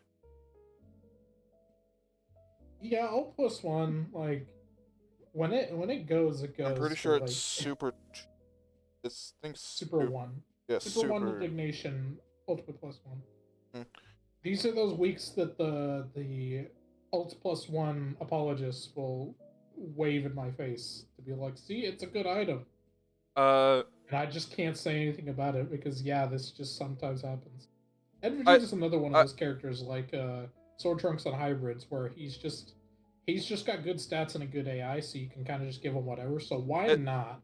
Why not take the gamble on the ult +1? To be honest, it also probably just helps him that unlike Sword Trunks, where his ult is a super explosive wave, so it's probably going to hit more times than not. But this actually ended a lot closer than you think because of that ult +1 ban. Yeah. So right after he ulted for Gogeta for 19k, right? Gogeta full charge with Big Bang Kamehameha, which is why people still consider it a really good B2. 11k damage, fully charged, no super plus. And then this ended with 1 bar for Gogeta. So it was extremely close, but we managed to pull out the win because we had our tank character in the very back. Yes, I like it. Who just stacks finish signs, by the way. He did stack a lot of. His Soul Furnace is finish sign. Renamed it. Yeah, it was my rename too. And you must now by law call it that. I have a topic for this match. We'll get a little deeper in this one since we got 2 people with some stakes in this. I would like to call this match. My Stakes is my favorite character. I would like to call this match sort of a feast or famine kind of thing for these characters, because both teams have characters who did over 50k, and both teams have characters who did under 30k. I have one character that did under 30k too. Well, the other one also didn't do very good either. Actually, no, he did 30. Well, he did 37k. 37. I'll allow it. I'll allow 37. Yeah, it was much better than the 27k. Tell you that. It's much better than 27. So first let me go to Andy. Andy, as the biggest Yajirobe fan I've As ever the met. Bean Daddy, the Bean Child himself. The guy Yes. who's in Sparking Zero. Yes, the I guy who's in wouldn't Sparking say Zero. He really dropped the day before this cast, so I wouldn't shut up about it during the cast itself. It's yes. absolutely hilarious. That was But I'll leave it at that. It's twisted. hilarious. I'm so happy. I can't believe he got in the game and not any GT characters. That's my prediction right now. We're not going to get any GT, but we get Yaj. We'll talk about But, that Wait later. till the DLC pack. Yeah, That's for the Yaj. GT boys. Sadly, I sadly can't talk a lot about Yaj because he didn't get to do a whole lot, and then Jane just I went was big gonna and he couldn't do ask. anything. I was gonna ask, is it just unlucky matchup? If you're RW, do you look into anything they can change, or are you just running it back and just saying, hey, chalk it up, bad matchup this week? How are you feeling about that, Andy? So this is the thing, right? With Yajirobe, I've been a big Yajirobe believer on Melee for years. He helped me win a championship, but and I've always been it's like Melee, maybe defense, but I don't know, man. Bandit and RW have turned me around. This Key plus 2 build is actually it's fueled by pure savant logic where if we run Q plus 2, he doesn't even need any B1 stuff because he'll just charge to full. And if he uses his B1, he doesn't really have a negative because he's running the Q plus 2. And it's like the whole covering for weaknesses instead of accentuating strengths, especially with weaker characters, it's like you don't want to take that approach. But it just works. Like, it's worked for them in off season, it worked for them in preseason. I ran it in TOP and it worked for me. Like, this build, I'll be honest, I think, like, I didn't think anyone would find a better build for Yajirobe. I think someone found a better build for Yajirobe. He plus 2 with Melee. That build is perfect. I wouldn't change it. Maybe if it continues to underperform, look at a different AI. Maybe change around that 2-pointer. I know they run Power of Rage. Sometimes it's KSA, Dendays, Dragon Beat. They play around with the 2-pointer. That's really kind of their floater, their flex spot. Sometimes they don't have them with Savior. I don't agree with that, but that's their own personal thing. Sometimes they don't like to run Savior on them. But like that core 4 Key plus 2 Serious Quick Fast Tech Light Body, perfect. Like I wouldn't change a thing. You've got it. Awesome. Okay. I love that build. Now for Destiny, you're the coach of cinema. You know exactly what goes on in your chat. You know how everything's running. What's the vibe check going on at cinema right now? Are you concerned about the fluctuating goodness, I should say, of characters, like characters doing good in week 1 aren't doing good in week 2? Or is it just par for the course? You know, this is in season The first stuff. 5 weeks. We're working on I'm asking Destiny. I don't know how his team feels. I'm just asking. Is this par for the course, or are you looking into certain characters' tendencies and maybe you're trying to switch stuff up? How's that working out? To be honest, we're just looking at tendencies. Vegito has been a main topic for us since I'd imagine he's been kind of Well, no, he did incredibly well last week. Not to say that. It's that's more. up and It's you more couldn't of see my hand. I went he. up and down. No, it's not the fact that he's had ups and downs. It's the fact that he's primarily had downs for being, one of the top 4, spending characters for FAs, right? And I've said before personally, I don't value him on the same level as the top FAs. There's just his stats are kind of just. It doesn't enable him to be as reliable. He has great damage, but he's weaker in some key areas.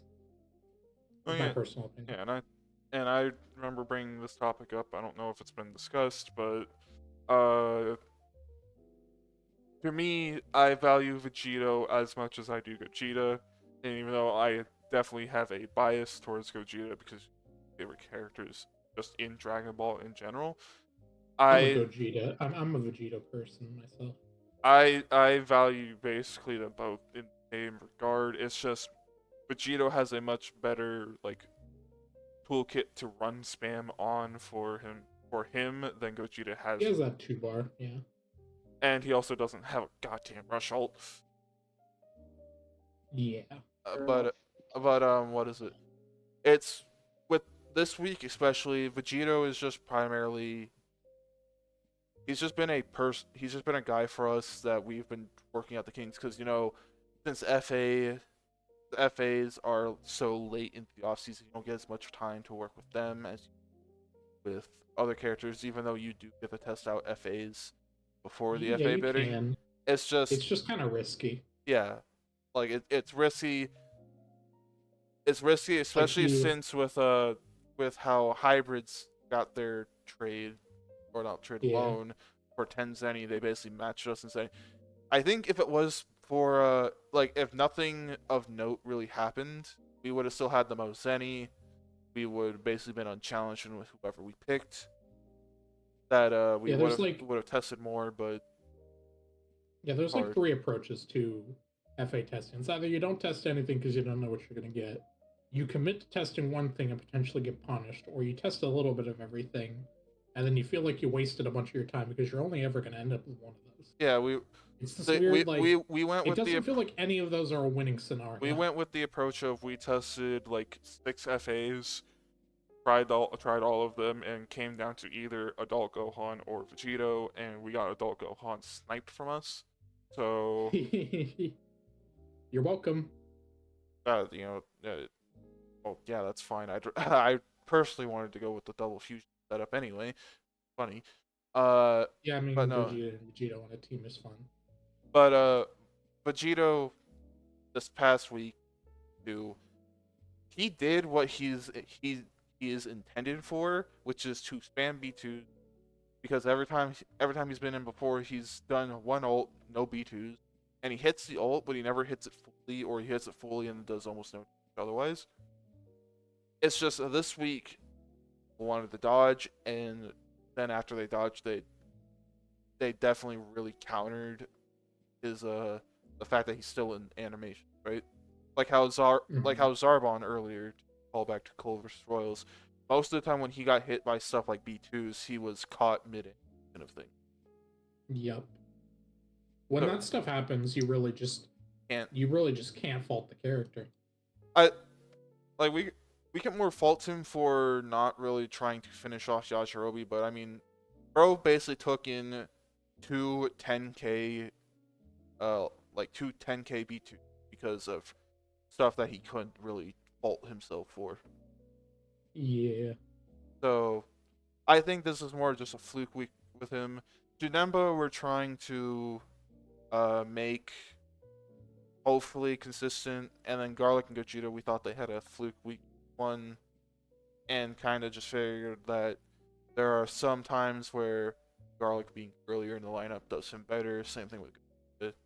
So I absolutely love that Jane build. Like, it's fun seeing Eternal Life back on Janemba. He is such a great build for a great kit for Demonic Bargain. It just kind of eliminates all of his weaknesses. At the cost of one. I don't personally like Indignation, but like I don't know what else you could put there. Yeah, with Demonic Bargain, it's kind of hard since you the health bar and it's not, but you do have EL, so it's basically like if you do the math right, on average, Indignation still matches a focus shot. So like, if you have it, like why not? But I don't know, it just feels like you could get better value Escalor, but with the builds you guys have and who you have in, like, it's not like there is a better place to put Indignation, so like why not? And yeah, especially since we have melee on Garlic. Gogeta is basically, we have Fighting Spirit on him for his key, and then his damage basically comes from him spamming Soul Furnace and the fact that he has good stats anyway. I mean, one idea I could think of is dropping to Defense Plus. I know people don't like it. I like Defense Plus 2, Attack -1, okay? I like it. I'd run Defense Plus 2, Attack -1 and give it another Rage Batara. But like, there's value in Defense Plus 3 EL, obviously. Like, he just never dies. Yeah, and personally, just for me, I'm not as high on Defense Plus 2, Attack -1. If I want to run Defense Plus 2, I'll take the extra point for Defense Plus 2. Let me throw this out there then. Defense Plus 2, Attack -1, Latent Energy, Fighting Spirit EL. Yeah. You probably get more out of Latent Energy than that +1, I'm just saying. Oh. Yeah, but I'm not personally as high on it. Yeah. The average is a plus. Much as I love build talk, and I'm in the lab. We do have, I think, 2 more matches? We have 2 more matches we got to get to, and let me tell you, These two are doozies.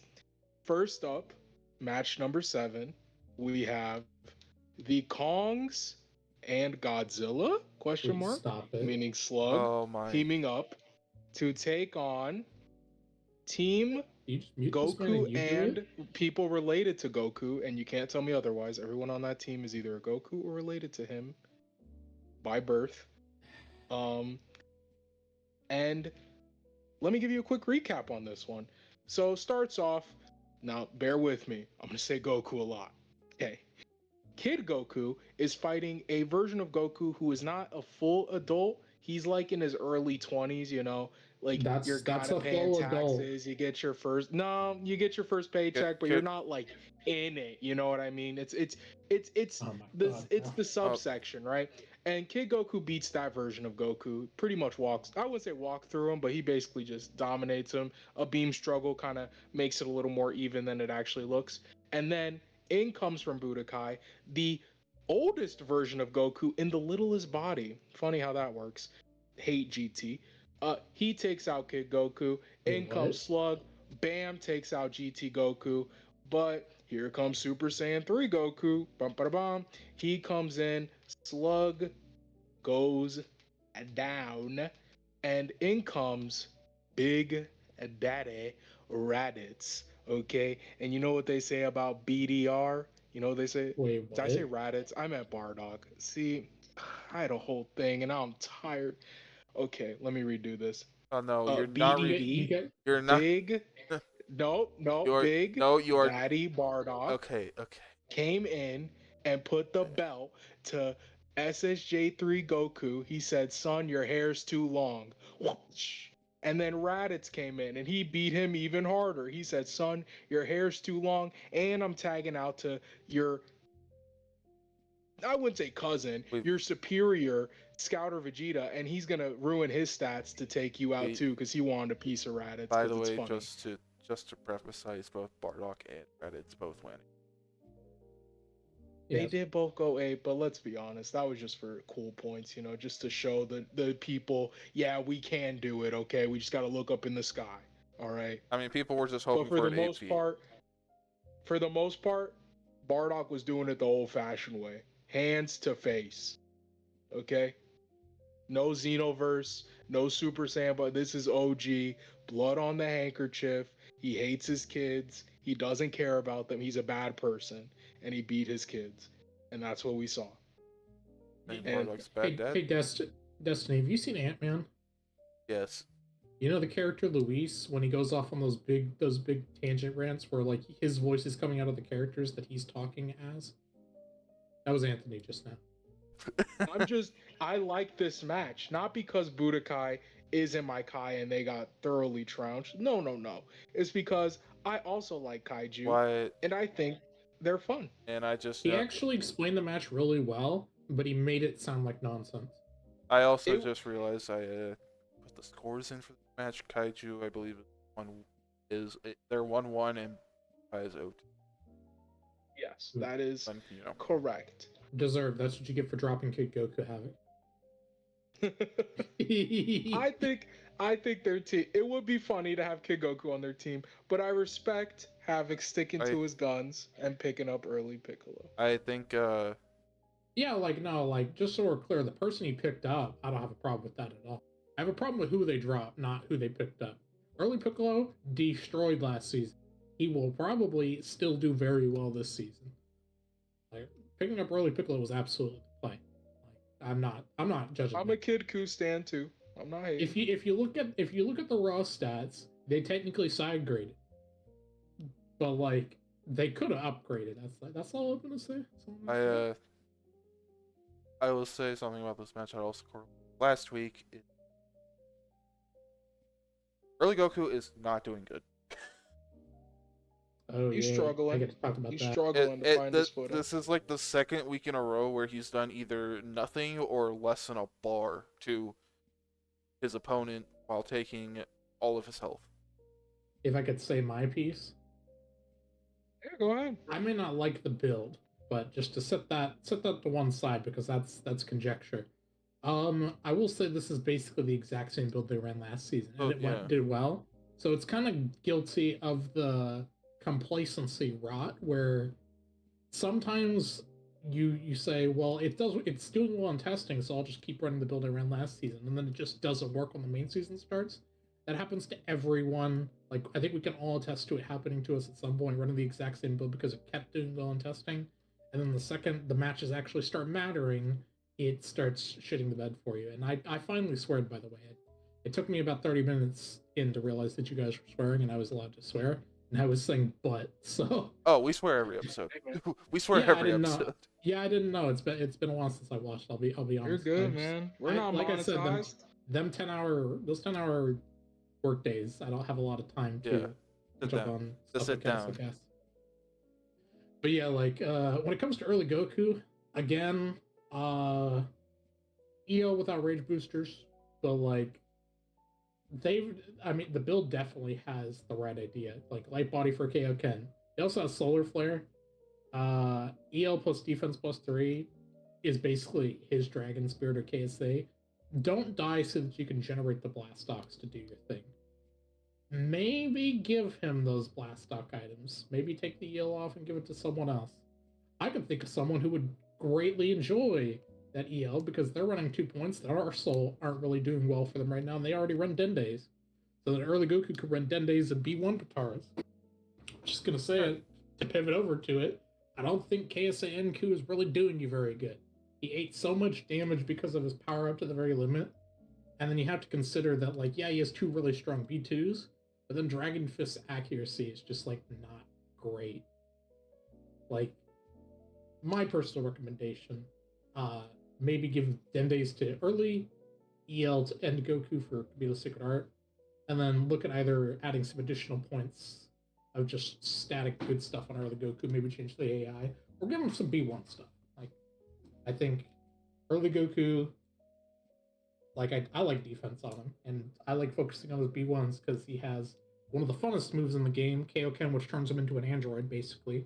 Like, it doesn't generate ki, but not being able to charge makes you crazy as a melee character. And then, Solar Flare is a crazy melee character, B1. So. All right. That was good insight, Andy. I appreciated that. Yeah, I was on that team for years as well, so. Yeah, true. My other team. And then the team that I will be on. You beat us in 2020. I was very upset. Yeah. And then it's my other team, and then the team I'm going to be on in 2 years. Fair enough. I did say that I would join Kaiju if they picked up Kid Goku, and then I went to Colts. Betrayer of Let's not talk about it. Let's not talk about it. I'm sorry. Broken dreams. X-Mod gave me a good sales pitch. I think I'm being asked something. Oh, I was gonna say, do you have any final thoughts on this match and or the teams participating? I can say their names again if you'd like. Oh, please don't. Other than Bardock being back to Bardock. No, not really. I do like Bardock being good. Wanted to say one thing. It's about one of the teams here. It's not even about the match. So, look at the picture I have for Goku, and then look at the fucking art behind him. You can see that there's been an edit to that Goku picture. Yeah, he grew a leg. What's up with it? Look at Budokai's banner, and then look at the character image I used for Super Saiyan. I grabbed the actual Legends art, and they have an edited version of the same picture. No, it's great. I love it and very good. Look at the legs. They are different. Wait, what? Yeah, look at the legs. What's going on there? It's because the one for Budokai's banner is an edited version of the LF Dragon Fist. That's funny. No, like I'm saying Piccolo. Right now, I love it. I like Piccolo hanging on for dear life. That's my favorite part. That's good. That should have been known. But why does that look like King Piccolo and not normal Piccolo? Well, early King. Let's be honest, they were. The only difference was one of them wasn't pure evil. They're not the same character. They have different character slots. Well, I mean, how far off are you from your? I'm probably just saying things. When your dad spits you up from his throat sack, I, How th- far off? yo. I think you're seeing things because there's not as many wrinkles on the face of the Yeah, Piccolo image. I think this is probably just an early Z picture. Yeah, it's an early Z picture. So anyway, Which fits. with that, Yeah, you shall ready we? to move on to my favorite match of the week? Of course it Oh, is. great. Okay, let's go, Destiny. Match number 8. Here we go. The enlightened ones, the perfect ones, the chosen ones, Stop it. androids. The guys Fight- who take the builds that were given to them and do well. Fight the underdogs, the delicious ones, the derps. Why are they delicious? Because 21 turned them into candy. I won't harp on this too long because you know what? I respect Derp. Okay, they're a worthy opponent. But I So will where do talk you about bench your best character? how my team did win. 16 versus Yamcha. Going in, I wasn't that scared. I knew 16. That's my guy. That's my goat. That's my king. Kind of walked through Yamcha a little bit. No offense, I like Yamcha. You know, shock of the match though. Dodoria comes in and 16 tags. That doesn't happen for androids. That doesn't happen. He tags with half a bar, and the Clown Prince, the hidden one, the one no one knew, he comes in Yes, and he's save like, me. "I'm your energy," and he says that goaded line. And he goes in on Dodoria, man, and he takes Dodoria. He takes her down to half health, and she's like, "Oh my god, what am I gonna do? I gotta tag into Salza, our second best character." That was my French laugh. Bon vivant, Salza, you're done. You're getting sucked, as Mal said, bone Okay. dry. I'm quoting Mao. He said Salza got sucked to bone dry. And you know what that means? Salza did 12K or 19K. Let me look. 12K. He did 12K. 12K. Okay? And that's what happens when you get sucked by the clown prince of the androids. Alright, I'm gonna stop you right there. And then I'm not done. It's my turn now. Yeah, I'm gonna stop you right there about talking about 19. Move on. And then I'm doing this for my coach, Dona. You better be listening, bud. And then some would say our best character. I would say our most exciting because he has the most elites and he is the most volatile. 17. More like the most boring. He comes in and he beats it. Okay, all right, buddy. He throws some great balls of fire at 21 in human form. I think he's the more consistent one and sells the volatile one. I disagree. We'll talk about that later. 17. He comes in. He takes out 21 and Dodoria. That's what he does. Okay. I didn't want to harp on it that much. Just want to say for Derp, you didn't have your best character in. Donut was worried about Frost. Neither did you.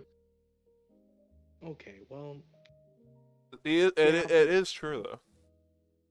Okay, that's true. But, like, listen, no one could have expected 19 to go silly, goofy, silly mode. You know what I mean? I could have. You just don't believe in him.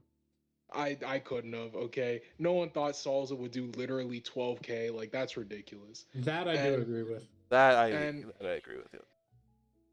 But bright side, crazy 21, 21, literally 21 did 45K. She actually was handling 17 pretty nicely, and she handled 19 pretty nicely. The difference is 17's kind of a bullshit character. And by that I mean he throws out like 3 B2s and you're just done. Which is why I said boring. Unfair. It's unfair, and I feel bad. That's just how it happened. I said 5, my bad. And Tao didn't hit the field, so his stats are messed up. He's a 7K average. And honestly, if you hit the field, they were going to be just remember, worse. I gave you that 17 build, so it's on record. The 17 build that Anthony runs, I gave him that build. He gave us a secret tech and I'll say this for Muscle because I respect Muscle. Like I give Android everyone build 13. ideas. These suggestions that I give out to people in this cast, it only works they're because all in it's good spirit. optimal. Because like I am a big believer in rising tides lift all boats. If you get better, I get better. So like I have no It's just problem because it's turning people optimal. into Because high demons. tension wasn't working as well for him when you could Mhm. just do fighting spirit and serious. I agree.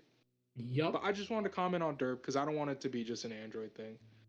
I really like your team. This was just a bad week. Don't be too concerned. The only guy I'd be worried about, maybe Yamcha as a certain characters, Yamcha just can't really hang with as currently constructed. Like 16 is just the right amount of he's on Too much attack damage. 2. He has too much damage, but also even though he has a defense -1, he still is like beefy and he has a late. So it just 'Cause wasn't going to work with he has a Yamcha's positive build. defense modifier that negates it. Yeah, And then he's Yamcha running has key an attack control, which -1. just he's running key control, so like he gets to be extra aggressive. Key control's Yeah. busted on androids. I'm just gonna say it right now. Just key control on androids is just like the things that make androids weak is that they tend to do a lot of the things that just are just a key sync a lot, and that doesn't matter when you're running key control. So that item is just ridiculous on them. Like I don't know. The old heads that watched the cast will remember way back in the day when Valves would run things like Dragon Dash Mastery. That Patara, that its effect was given to an item that had 6 bonus effects and cost half as much. They ran Dragon Dash Mastery straight up because of the value it gave to Aurelie with not being able to waste key on Dragon Dash. That's how powerful that ability is. Very good.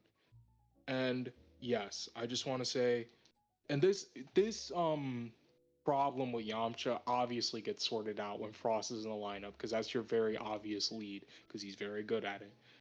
But in case if I had a suggestion, maybe a backup Yamcha build that could be a little more aggressive for lead characters that are kind of like punchy. You know, for the spammy guys, this helps because he's. But like for a guy like 16, it's kind of rough because he's not gonna let you do what you want. But yeah, that's all I wanted to say about you can Derp. also lead with Salza. That's also you can also lead with Salza. That's also an option to consider. He would have fared better than against 19. 19 was we don't know counter. that. We don't know that though. Fair. I just maybe Salzo could have spanned more on 16 because 16 tends to let people, if he's not like, if he's on a bad week, you can spam him down.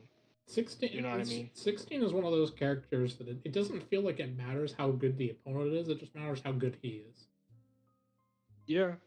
I don't know why. It's just like if he's good, it doesn't matter how good you are. He just destroys. It's because he's optimized. We've optimized him to the one thing, and the key control just stops the negative of him not having enough key to do his melee combos. So he's very much like, this is his perfect build in my opinion.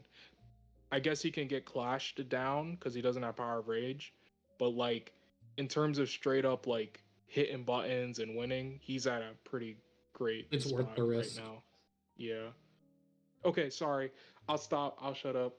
I'm the one that dragged you back in. Sorry. You guys could talk about these teams. I've been yapping too much. I mean, I've kind of said all I did too about your team. Like 19 popped off. That build's really boring, but it really works. And 17, you're welcome. I expect my royalty check in the mail when you guys win. Hey, you could have joined Androids. Open it. No, I couldn't have. I would have been so bored to death on that team. Okay. But like other than that, boredom. I mean, I expected Cold to be that, and then we ran first one Frieza. So fair enough. But like you got other than that, like I worked on the Dory on Cold for a while, and they are insistent upon the Dory melee route. It did all right this week, and I'm sure it'll do better in other weeks. To be fair, Salza just had a bad week. 21 did fairly well. I'm glad to see. I hope 21 can keep it up because I know that we only kept her in for 4 weeks and then we benched her and then you never saw her again when she was on Sentai last season. I swear she's a good character. I just took a gamble and hyperfixated on a very risky build and it did pay off. So 21's good. I hope she continues to be good. And then other than that, Yamcha, like personally, I don't think that there's anything wrong with the build. Maybe it's the lead spot, but I also think it was just that 16 was on today, and there's nothing you can really do when 16 is on, in my opinion. Okay. Okay.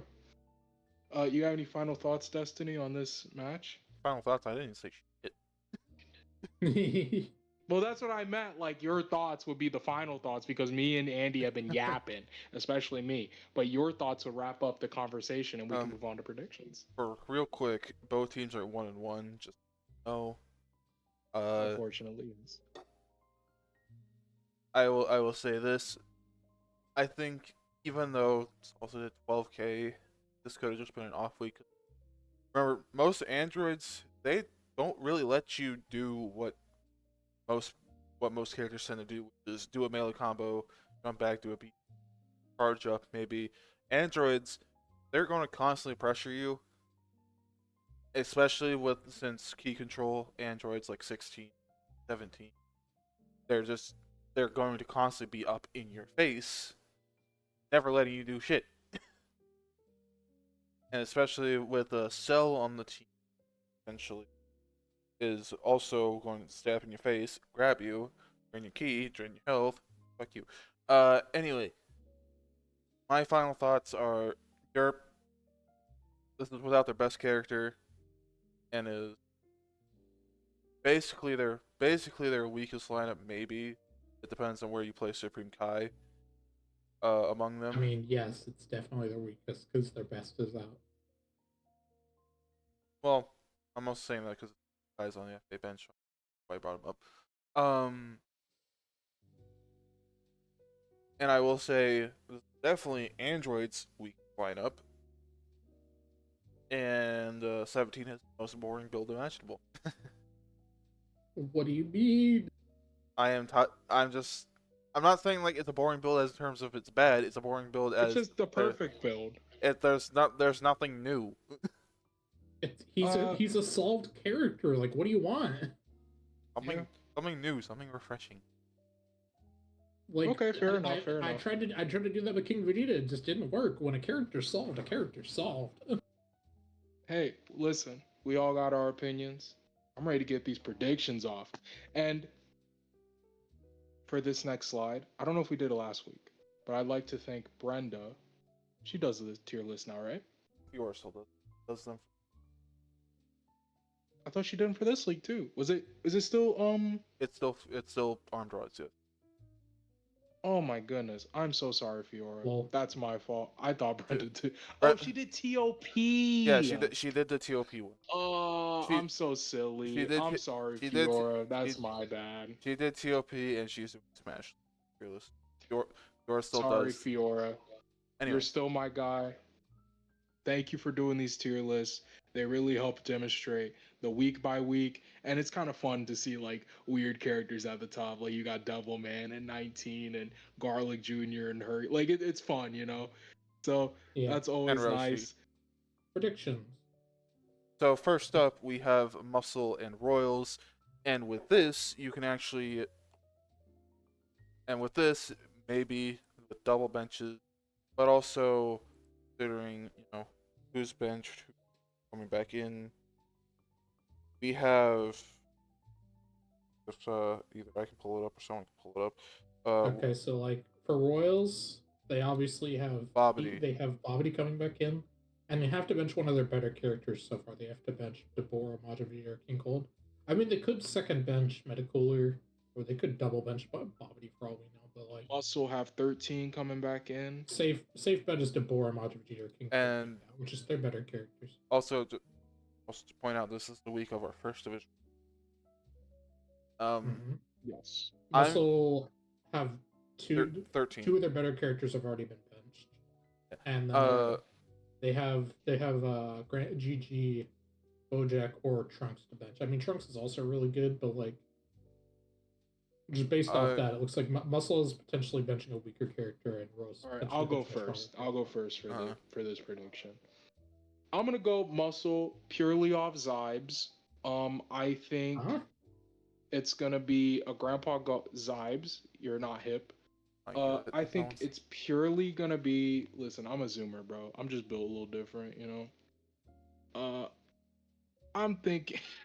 Okay, anyway, Shut up. Muscle. It's Muscle, okay? They're gonna win. Grandpa Gohan's getting benched. They're gonna win. I I will say I think it will be close because it's still Royals. Even if they have to bench one of their stronger characters for Bobbity, they're still going to have probably 3 really strong characters. Yeah. So, but I will say Muscle because I think same with Anthony that Grandpa Gohan will be on the bench, especially after this week. But I don't think Gigi's going to be on the bench next week, and I think they're going to lose because of it. maybe. I'm going to go Royals. All right. Well, I just so, like this isn't a div, and I feel like I just and like obviously like divs don't matter as much, but they still matter. Yeah, they still So matter a little bit. I can see them holding up on the GG bench for a while. Maybe. That's 2-1 the Muscle. Next we have Cold, and before we start, Andy, do you have anything you? Oh yeah, you guys want to hear my builds? Zenny was spent. Huh? What do you guys think? Just give me a quick guess. What do you think I bought? Not the character, just what I bought. KSA. You got to guess, Destiny? I'm going to guess KSA.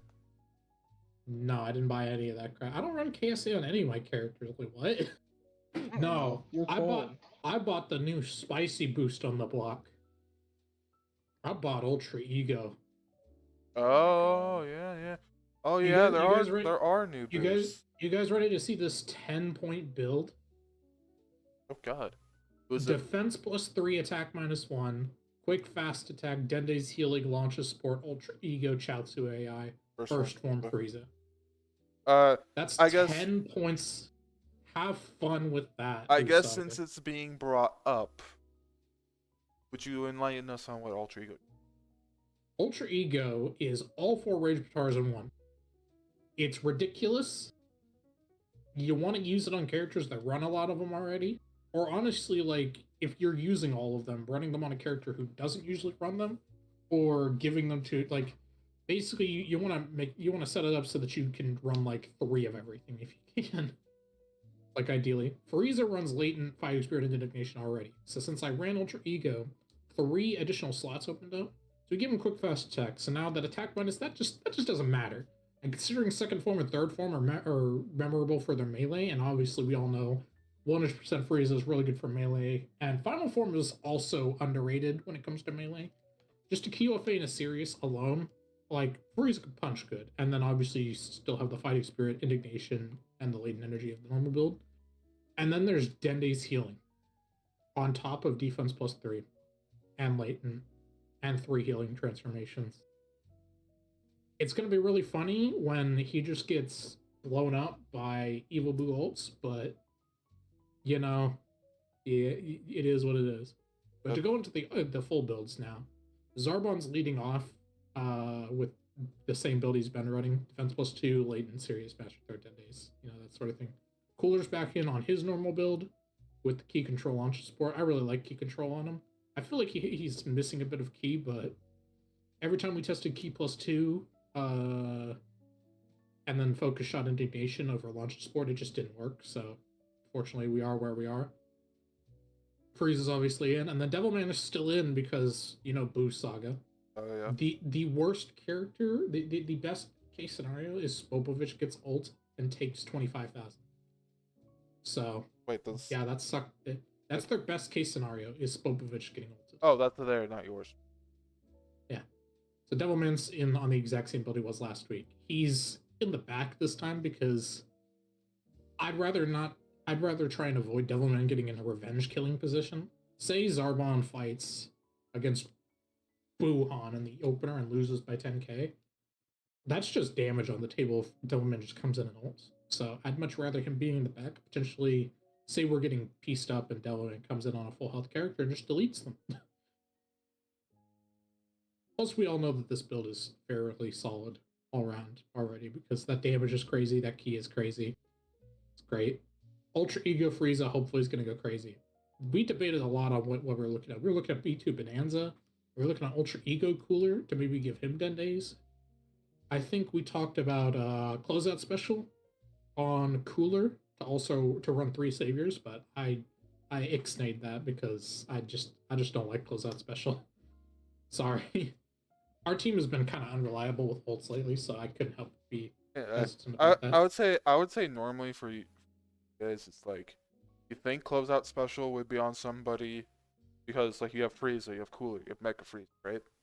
Our best ulter is out right now, which is Mecha Frieza. Mecha Frieza's on the bench this week. Oh yeah, well, I'm just saying like yeah. Generally with Cold, you think it would be like, oh, they're gonna have like a savior. They're gonna have like a savior, something like that, or something like along the lines of that stuff. But since you said they're not really doing it on ults, that does make sense on why you're not running it. Yeah, like it's part. I mean, like if you look at Cooler's numbers, like he almost talked me into it because Cooler's numbers are actually decent. It's mainly Frieza's numbers. Yeah, it's mainly Frieza. So like I just didn't see the value in Savior Frieza on top of Cooler and Mecha Frieza. Why not just go with Ultra Ego? But anyways, just so we can for predictions, start moving on. I would just You're picking Cold. I'll go with Cold, but like I could totally see Buu Saga winning this. Like I'm not gonna take the piss here. I think considering this is a division, I see it either being a blowout or really close. Yeah, I think I have to agree. It's either going to be a blowout or going to be really close because they're divisionals. You never know what's going to happen, right? All you can do is really predict and prepare as best you can. I just realized this is a divisional. We bench back Frieza. Yep. But you know, Devilman, he did really well this week, and he's got Savior. So. Be afraid. I will have to say, I'm going to go with Cold because I think last week with Frieza, a bit of maybe a fluke because he just didn't hit anything other than in second form, obviously. And now he's on a 10-point build. Yeah, with Ultra Ego, with all the raised Pataras, with the added Pataras because of that, and Cooler coming in. Cooler generally when he comes in, what I've seen, likes to ult and actually do E2s, and then of course this is like the ideal team. Or one of the ideal teams to have Devilman against. If Devilman ults anyone, even if it's Popovich, it's still going to hurt. Mm-hmm. So I'm going to have to say Cold, and it's either going to be a blowout or close to same. All right, I got Chewed Up Bubblegum Buu Saga. Next match. I don't blame you. We got Cinema Kaiju. I'm taking Kaiju. I didn't say shit yet. I know. Yeah, let me just talk about it. So, we're running a night map. Because either way, Kaiju is going to have at least 3 people who can do Giant. No matter what. So what's the end goal? The end goal is we're benching Garlic Jr., starting Fasha. We don't give a shit if Fasha goes in.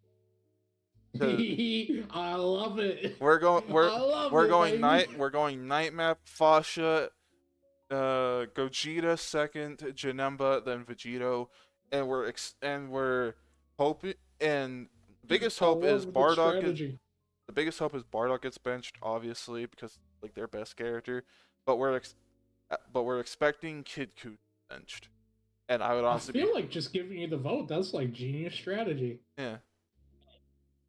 And obviously, I'm going with myself, but the reason why we think Kid Ku is going to be benched is because... Garlic benched, right? So that's 3 monkeys and 3 power body breakers. Yeah, you're evil. I love... Yeah. Well, actually, maybe 4 monkeys, because remember, we might have one on our team. Yeah, Janemba can go monkey too. Yeah, you're right. 5 giants. I mean, no, you only have... It's only... Fasha doesn't have a ring. It's only 4v4. You can only have 4 characters. You can't have 5 monkeys when there's only 4 characters. Yeah, no matter what, they have to have 3 people who can go giant. Yeah, I was talking about your 2 monkeys. No. I'm talking about in the match specifically. There's going to be there might be 5 giants. You counter-teamed the hell out of them.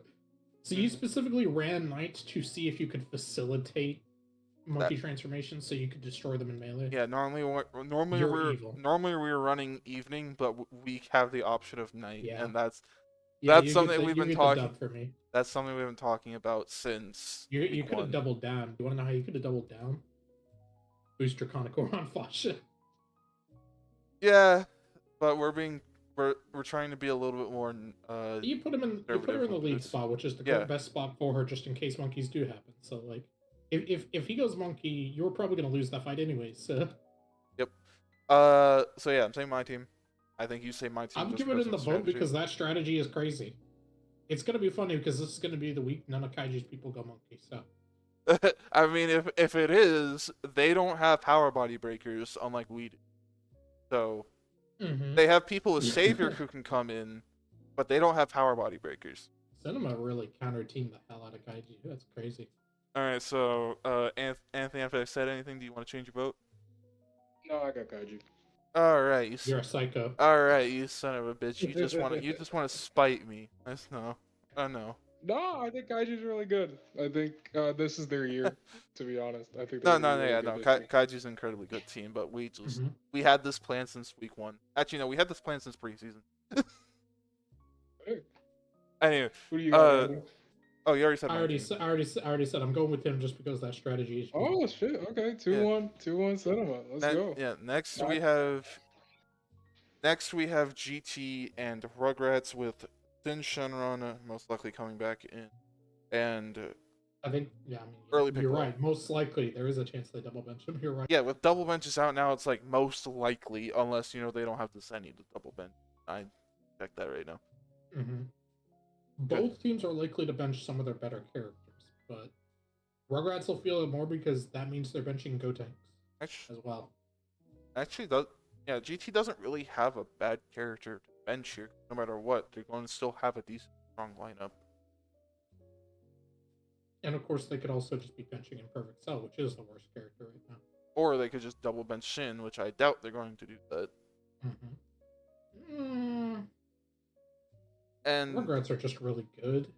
Oh yeah, but they've been kind of on the on and off recently because, not saying like they're not a good team. They obviously are. Gotenks is incredible, but Aurelie has been really on and off. So has Cell Jr. and we've only seen. I think. Yeah, this is what I mean by the first 5 weeks being a crapshoot. I think I'm gonna predict that one of the Gotenks goes out, and like the only one that I think could be the difference maker in that scenario, just on their own, is Kid Trunks. I think I'm gonna go with GT tentatively, but I could totally see it. Actually, we also have to admit one thing: GT has their divisional next week. So they're going to they might actually bench Vegeta or Super 17. Yeah. They actually, you know what? They probably will bench Super 17 because they probably are believers in the kneecap theory that small characters beat up on tall characters. I fucking hate that theory because it's not true. No. I think it's true because that has cooked me more than anything else. It's not true. I just don't believe it. So you know what? Maybe I'm gonna go with GT, but I do think it's a toss up. Yeah, I'm gonna go with GT as well. And honestly, if this is the week Aurelie wakes up, you know what, GT slap me in the face because because if Aurelie does wake up, she can be a big problem. Yeah, I'll go GT. You won't have your own. Imperfect Cell. GT. All right, so that's three. Strong and have Gotenks in this week and join the Never Die squad. They have the 3-0. Next we have Sentai and Budokai. Birder. Oh, my other teams. Yeah, your other teams are fighting. We have Birder coming back in most likely for Sentai, and Early Piccolo most likely for Budokai. And if I remember, Budokai also has a divisional this next. They do versus androids. So this is going to be really interesting because I can pretty easily see looking on Budokai's record so far. I could totally see a Jiren bench here, which makes this match a crapshoot. But going off of what I said earlier, who is getting the EL for Sentai? Is it Ultron to do as good as he did this past week, or is it Birder because Birder, as we can see like tier lists and stuff, he didn't do as good as Ultron, but he still did. He still did his 55 to 60K. So, I'm sure Carrick has a plan, yeah. and for that reason, I'm gonna go with Sentai Squad. I think, especially because Budokai is likely to bench one of the better characters, possibly Super Saiyan 3. They're going to be missing a lot of upside. Or, While Jiren's gone, you're going to have You're still going to have to deal with Burr and Ulton. Or Give me Sentai. actually, yeah. So Jiren might be gone, but I'm going to go with Sentai because their divisional, since they are in the very bottom, is a bit of a ways away. So they might not bench Jiren. Who knows? But I mean, even then. Well, I mean, like, if they bench like if they bench Zangia again, or they bench Sailwoman, like Budokai might be cooked. No, I'm gonna be honest. Ultron or Jiren bench, I don't think it matters. One of those characters is going to be in. Point. It might be Ultron. One of those characters might be. Just kick the can down the road. You're right. Yeah. One of those characters might be in. Either way, they hurt. Because even then, like week 1, Ultron didn't do well, but Jiren and Bird are basically duoed a fucking team. So. Yep. And you said Sentai 2, Anthony? Yep, all 3 Sentai. Alright, 3-0 Sentai. Next, we have our final divisional of the week, ED RW. Battle of the 2 letters. I'm going to predict ED because I think RW are going to bench Yaj and they should not be rewarded for bad behavior. They actually... I mean, I think they're either benching Roshi, who hasn't really done bad, or Yaj, because 18 is coming back in, and so it's. Yeah, I think they're going to bench Yaj because he's statistically been the worst thus far. And then ED has Midku coming back in. Honestly, I think the more so harder bench to find out is who's ED benching. Tien. Well, I guess, yeah, but. Like, when you think of those characters, you don't think of it being, like, an easy deciding factor. Mid Vegeta might be 31k, but that's going to go up once stats for next week hit. Tien is clearly their worst right now. Tien gets the clear bench. Yaj gets the clear bench. The match is still close. Again, most matches are close. And remember, it's divisional, so most likely boosts are going to play in. I'm literally just going to arbitrarily choose ED because I think Yaj is benched, and I don't like that. I'm actually going to go with RW because... Yeah, I don't blame you. One of the main reasons why I was so scared of RW last week is because what if they just have the core of Vegeta, Majub, and 18 in? And 18 hasn't done bad. Vegeta is probably one of the best Ult plus 1 characters in the game because he's explosive wave. So if he does like what he did last week, holy hell, that's going to hurt. And Majub is a consistent character most of the time. And that's pretty hard to deal with. Though ED does have like Krillin, they have mid Vegeta, and if mid Goku does exactly what he did in week 1, that's still hard to deal with. So I think this is probably going to be one of the closest matches we have this week. Yeah, I agree. I'm going ED. Alright, we have 2 for ED, 1 for RW. Alright, next we have Androids and Namek, and I'm going to vote for Androids because Cell is confirmed in, you can't triple bench him. I mean, they can though. They not, or do they not have enough as any? No, we're not allowed. You can't double bench. You can't triple bench a character. Well, that's dumb. You can said the same thing. You can. Though I am 90% confident. Just want to get benches out of the way for your stronger characters. You're benching 17, right? You're a psycho. 17. Yeah, 17's getting benched. No one else. The are the same. Late Piccolo is most likely coming back in, and I think Namek has a harder time to find out who they're going to bench for that. Though androids... Yeah, I agree. And also, remember, androids have a divisional next, so that makes sense. And, I mean, Cell, you are not going to double bench 17 for a divisional. It's Budokai, bro. But knowing your coach, she's most likely going to want to win that. But in all seriousness, like Cell 16 is a very hard combo, get rid of, because 16 will go in there, do his thing, just stay in their faces, and Cell literally is a counter to all spam characters, and is part of the Never Die Club of he has 2 health transformations and he has a grab that heals him and a B2 heals him. So yeah, you push that narrative, never die, buddies. yeah, and like Namek, I think they still have some to work out with their characters. If Nuovo wants to fucking spam, he can fucking spam. So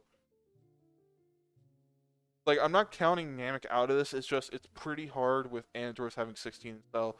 So I am a bit worried about Cyborg Tao because Cyborg Tao could botch it, or 19 could botch it. You never know. 19 did 84k. I ain't scared of Namek. All right, so that's androids. I'm guessing at the year we were voting android. Yeah. We're gonna win. We're gonna walk through this. What about you, Andy? Oh, Namek. All right, so we have. No, I'm just kidding. It's androids. Android's gonna destroy Namek. We have 3-0 for androids. On to our I last. just said that to spite him. On to our last match. I think Namek will make a competition of it, just so we're clear. It'll be a ball game. Yeah. It's pretty hard to get over the hurdle itself. So with that, we have our last match of Derp versus Hybrids. Gohan Base is mostly coming back in for Hybrids, and Frost is mostly coming back in for Derp. And you know how good of a character Frost is. I think Derp might actually have this because they'll just probably bench one of their weaker characters, or either one of their weaker characters, or just. I can see adult Gohan out here, and then they get bit in the ass for it. Yeah, and what is it? Hybrids doesn't really have a bad character they bench. Honestly, it's really being honest. I think their weakest character is Base Team Gohan. I'm not saying like he's bad.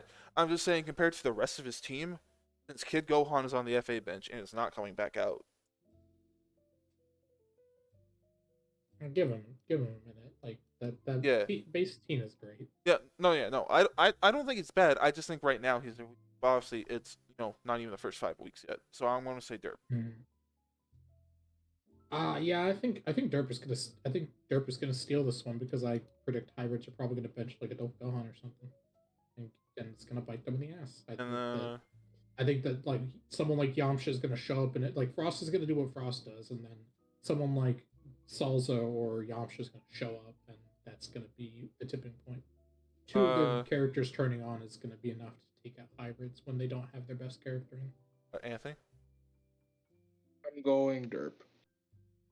Oh wow, 3-0. So 3-0 for Derp, and with that brings us actually to the end of the Capsule Cast. So I would like to thank everyone for watching. Please comment for like any or just anything of note for the cast members to look at. Trust me, we do comments. Here's to many more for yours truly. Check out the links to the Discord, the website, fucking description. We also now have a Twitch channel backup that we run every week for the stream if you don't want to watch it via stream. So there's also that. And with that, I have been your host Destiny with my co-host Anthony. Hello. And our very special guest, Andy.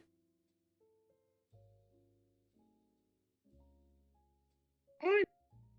Andy. Usually it's sorry, I forgot I had push to talk on. Usually it's Andy was taken, but today it's Andy was on Capsule Cast. And with that, we'll be. Bye bye. Adios. Bye.